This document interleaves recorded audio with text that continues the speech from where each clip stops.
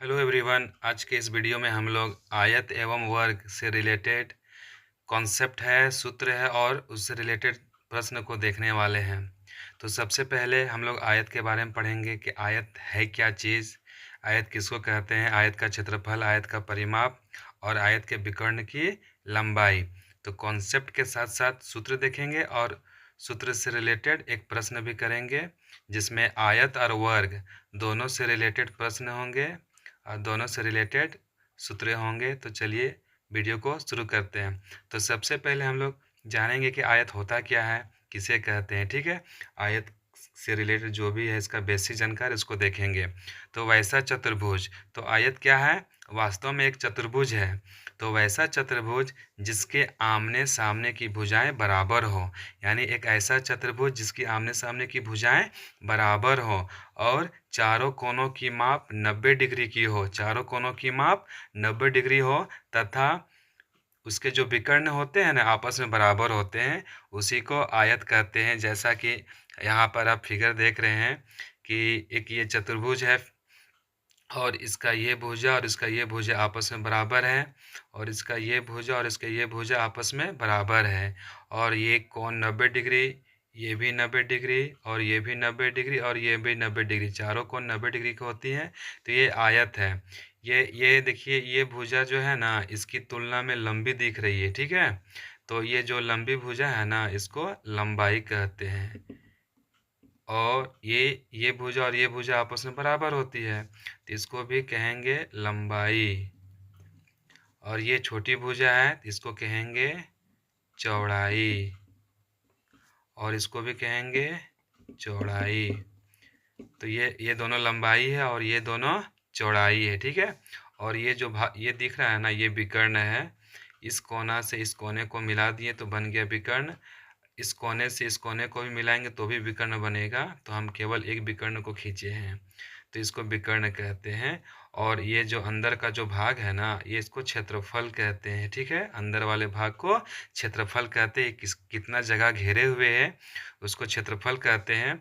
और ये जो बाउंड्री है ना, बाउंड्री किनारे किनारे चारों तरफ, यानी एक चक्कर यहाँ से स्टार्ट किए, गए गए गए और यहाँ जाके फिर वापस यहाँ तक पहुँच गए, यानी एक चक्कर। ये जो बाउंड्री है ना, बाउंड्री की लंबाई को परिमाप कहते हैं। ठीक है, तो चलिए सबसे पहले देखते हैं कि आयत का क्षेत्रफल क्या होता है। जैसा कि हम लोग समझ चुके हैं कि क्षेत्रफल क्या है, ये जो आयत है ना कितना जगह लिए हुए, ठीक है, अंदर वाले भाग को क्षेत्रफल कहते हैं। तो आयत का क्षेत्रफल है लंबाई गुने चौड़ाई होता है। आयत का क्षेत्रफल लंबाई गुने चौड़ाई होता है। इसको हम लोग शॉर्ट में क्या लिख सकते हैं, ल से लंबाई और चौ से चौड़ाई भी लिख सकते हैं समय बचाने के लिए। ठीक है, तो लंबाई और चौड़ाई यानी इसका जो भी लंबाई है और ये जो चौड़ाई है इनको गुना कर देने से इसका अंदर का भाग यानी कि क्षेत्रफल मिल जाता है। ठीक है, अब देखते हैं आयत का परिमाप। जैसा कि हम बता चुके हैं, परिमाप इस बाउंड्री के एक चक्कर को परिमाप कहते हैं। बाउंड्री की एक चक्कर की लंबाई को परिमाप कहते हैं। तो देखते हैं आयत का परिमाप क्या होता है। जैसा कि हम लोग जानते हैं आयत का किसी भी जो आकृति है उसका जो परिमाप होता है उसके बाउंड्री की लंबाई होता है। तो यहाँ देख रहे हैं कि लंबाई और लंबाई, कई ठो लंबाई है तो दो ठो, तो 2 गुना ल से लंबाई प्लस चौड़ाई कई ठो है तो 2 ठो है, तो 2 गुना चौड़ाई लिख सकते हैं। ठीक है, और प्लस किधर और प्लस किधर, दो दो कॉमन है तो इसको ना ऐसे लिख के एक ठो लिख के ब्रैकेट से बाहर निकाल देंगे तो यहाँ बचेगा लंबाई और यहाँ बचेगा चौड़ाई। इस तरह से ये जो दोनों दो है ना बाहर निकाल दिए, ब्रैकेट से बाहर निकाल दिए।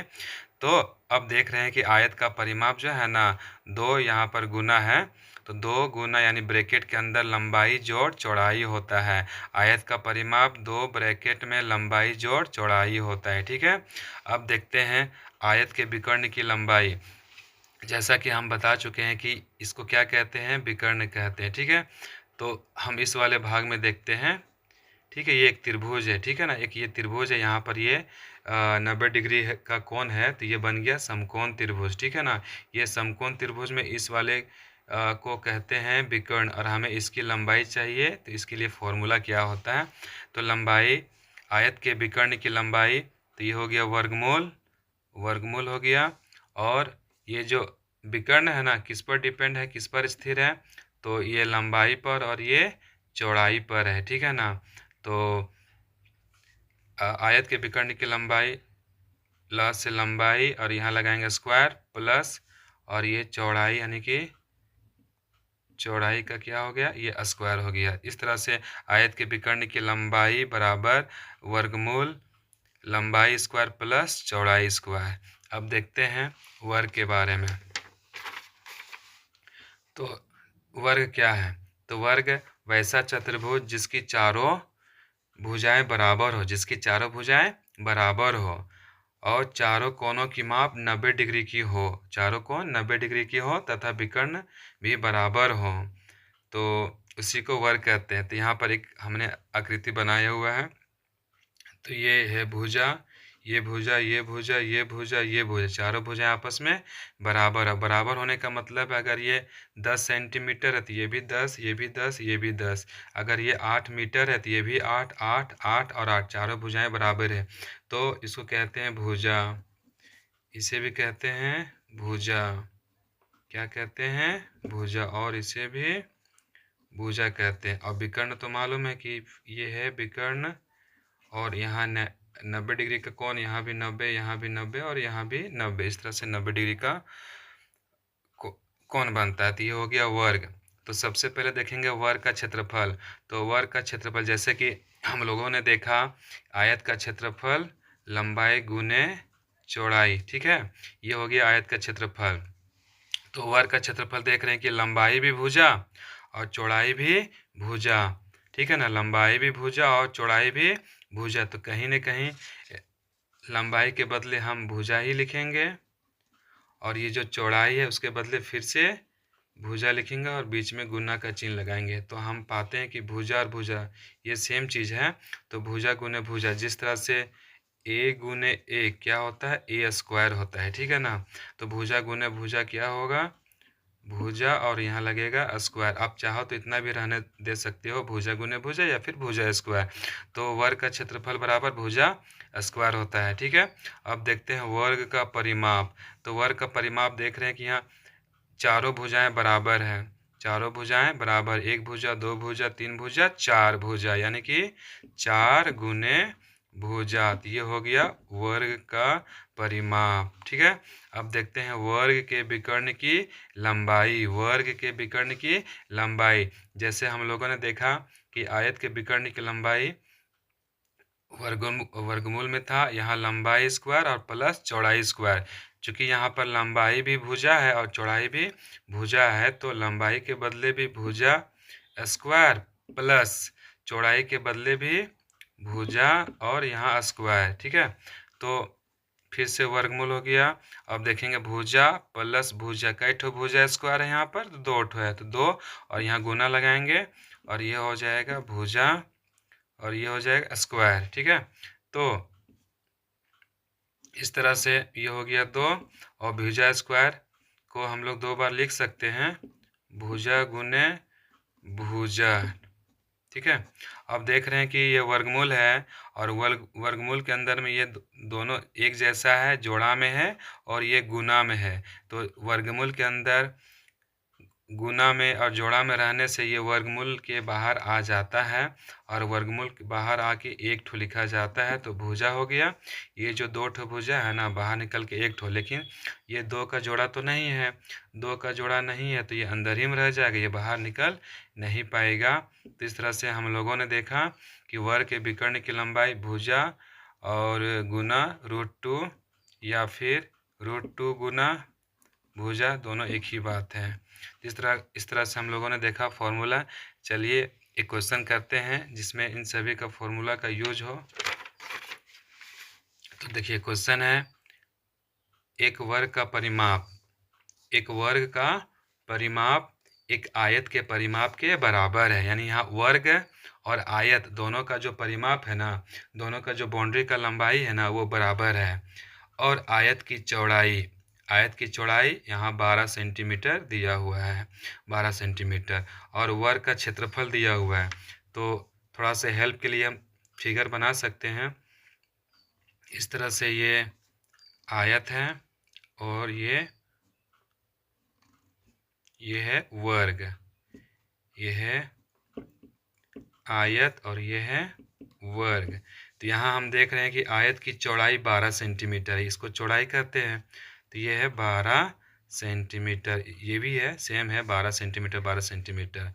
और वर्ग का जो क्षेत्रफल है ना, ये वर्ग का क्षेत्रफल अंदर वाला भाग, ये जो क्षेत्रफल है ना वो 400 सेंटीमीटर स्क्वायर दिया हुआ है। तो वर्ग का क्षेत्रफल 400 सेंटीमीटर स्क्वायर है, तो हमें आयत का क्षेत्रफल कितना होगा ये जानना है। ठीक है, ये 4 ऑप्शन दिए गए हैं, देखते हैं कौन से ऑप्शन में से मैच करता है। तो आयत का क्षेत्रफल हमें ज्ञात करना है। तो आयत का, ठीक है, आयत का क्षेत्रफल ज्ञात करना है, आयत का क्षेत्रफल हमें ज्ञात करना है। तो आयत का क्षेत्रफल क्या होता है, लंबाई गुने चौड़ाई होता है। ठीक है, तो यहाँ तो चौड़ाई दिया हुआ है लेकिन यहाँ लंबाई पता नहीं, यहाँ कहीं भी लंबाई के बारे में कोई जिक्र नहीं है, तो हमें पहले लंबाई ज्ञात करना है। ठीक है, जैसे लंबाई मिल जाएगा फिर लंबाई और चौड़ाई को गुना कर देंगे तो आयत का क्षेत्रफल निकल जाएगा। लेकिन अब प्रश्न बनता है कि लंबाई कैसे मिलेगा। तो यहाँ पे देखिए सबसे पहले ही बोला गया है कि वर्ग का परिमाप और आयत का परिमाप दोनों आपस में बराबर है। ठीक है ना, यानी वर्ग का परिमाप और आयत का परिमाप दोनों बराबर हैं। तो अब समस्या है कि अब स्टार्टिंग कैसे करें, आयत का वर्ग का परिमाप निकाले कि आयत का परिमाप निकालें, तो कैसे क्या करना है। तो देखिए एक और रास्ता दिखाया है यहाँ पर, वर्ग का क्षेत्रफल जो है 400 सेंटीमीटर दिया हुआ है, नहीं वर्ग का क्षेत्रफल ऑलरेडी यहाँ दे चुका है, तो हम लोग वर्ग का क्षेत्रफल ही पहले प्रयोग करते हैं। ठीक है ना, यहाँ से स्टार्ट करेंगे। तो वर्ग का क्षेत्रफल जो है ना 400 सेंटीमीटर स्क्वायर दे दिया है। और अभी हम लोगों ने फॉर्मूला देखा कि वर्ग का क्षेत्रफल क्या होता है, तो भुजा स्क्वायर होता है। ठीक है, और भुजा स्क्वायर होता है तो वर्ग का क्षेत्रफल के बदले भुजा स्क्वायर लिख दिए। अब यहाँ देखेंगे कि 400 सेंटीमीटर को इसको तोड़ेंगे। ठीक है ना, तो 400 सेंटीमीटर जोड़ा में तोड़ना है, तो कैसे टूटेगा, 20 गुने 20, इस तरह से जोड़ा में टूट गया। ठीक है, तो अब ये हो गया भुजा स्क्वायर, और 20 को 20 और 20 सेम चीज़ है तो लिखेंगे 20 स्क्वायर, तो ये स्क्वायर स्क्वायर कट गया, तो इस तरह से हमें भुजा मिली 20 सेंटीमीटर। तो यहाँ पर देख रहे हैं भुजा, भुजा किसकी, तो वर्ग की। ठीक है ना, तो वर्ग की भुजा मिल गई। ठीक है ना, यानी कि अब भुजा मिल चुकी है तो हम इसका परिमाप निकाल सकते हैं। ठीक है, वर्ग के भुजा मिलने से वर्ग का परिमाप निकाल सकते हैं, और जितना वर्ग का परिमाप होगा उतना ही आयत का परिमाप होगा। तो अब देखते हैं कैसे करते हैं। तो स्टार्टिंग करेंगे,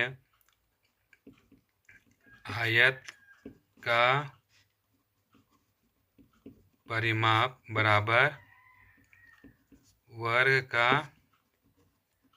परिमाप। ठीक है, और आयत का परिमाप है तो इसका फॉर्मूला यूज करेंगे, जैसा कि हम लोग यहाँ देख चुके हैं कि आयत का परिमाप क्या होता है, 2 ब्रैकेट में लंबाई जोड़ चौड़ाई। तो यहाँ आयत का परिमाप की जगह पर 2 ब्रैकेट में लंबाई जोड़ चौड़ाई लिखेंगे। ठीक है, और वर्ग का परिमाप होता है 4 गुने भुजा, इस तरह से 4 गुने भुजा लिख दिए। अब 4 तो 4 है और भुजा कितना मिला हुआ है, तो 20, तो यहाँ पर 20 लिख देंगे। और यहाँ 2, और लंबाई हमें तो मालूम नहीं है बल्कि पता करना है, और चौड़ाई यहाँ पर देख रहे हैं, देखिए आयत का चौड़ाई कितना है, तो 12 है, तो यहाँ 12 लिख दिए। ठीक है, अब ये 2 गुना है, पूरे के साथ में गुना है 2, तो ये जाएगा भाग में। ठीक है, तो यहाँ हो गया लंबाई, और ये 12 यहीं रह जाएगा, ये 4 और ये 20। ठीक है, तो 2 जो है गुना में है, यहाँ आ गया भाग में। अब इसको काटेंगे, 2 एकम 2, 2 दूना 4, इस तरह से 20 और 2 बच गया। 20 और 2 को क्या करना है, तो गुना करना है, तो हो जाएगा 40, 20 दूना 40। अब ये प्लस में है, प्लस 12 है, इसको बराबर के दूसरे साइड लेके आएंगे तो ये प्लस है, दूसरे साइड आएगा आके हो जाएगा -12, तो यहाँ कौन बचेगा, लंबाई। अब 40 में 12 घटा देंगे तो बचेगा 28 सेंटीमीटर, इस तरह से क्या मिल गया, लंबाई। इस तरह से हम जो है आयत की लंबाई को पता कर लिए हैं। अब हमारे पास चौड़ाई है, हमारे पास लंबाई है, तो हम आराम से आयत का क्षेत्रफल निकाल सकते हैं। इसलिए आयत का क्षेत्रफल होता है लंबाई गुने चौड़ाई। तो लंबाई हुआ 28 और चौड़ाई हुआ 12। तो अब इसको गुना करेंगे, 12 अट्ठे 96, यहाँ बचा 9 हासिल में, 12 दूना 24 और ये हो गया 4, तो हो गया 33। इस तरह से 33 को हमने यहाँ लिख दिया। और चूंकि ये भी सेंटीमीटर, ये भी सेंटीमीटर, और क्षेत्रफल जो है वो स्क्वायर में होता है, तो यहाँ सेंटीमीटर स्क्वायर लिख देंगे। ठीक है, तो इस तरह से आयत का जो क्षेत्रफल है 336 सेंटीमीटर स्क्वायर है। ज़रा देखते हैं ऑप्शन मैच किया कि नहीं। तो मैच किया, मैच, हाँ यहाँ मैच कर गया। ये जो ऑप्शन सी है ना वो सही है। इस तरह से हम लोगों ने देखा कि वर्ग का क्षेत्रफल यानी वर्ग का क्षेत्रफल, वर्ग का परिमाप, आयत का क्षेत्रफल और आयत का परिमाप से रिलेटेड प्रश्न है। किस तरह से इसका हमने कैलकुलेशन किया। तो आई होप आपको वीडियो पसंद आई होगी। अगर वीडियो पसंद आई है तो वीडियो को लाइक कीजिएगा, शेयर कीजिएगा, चैनल को अवश्य सब्सक्राइब करके मेरा मनोबल बढ़ाइएगा। वीडियो देखने के लिए धन्यवाद।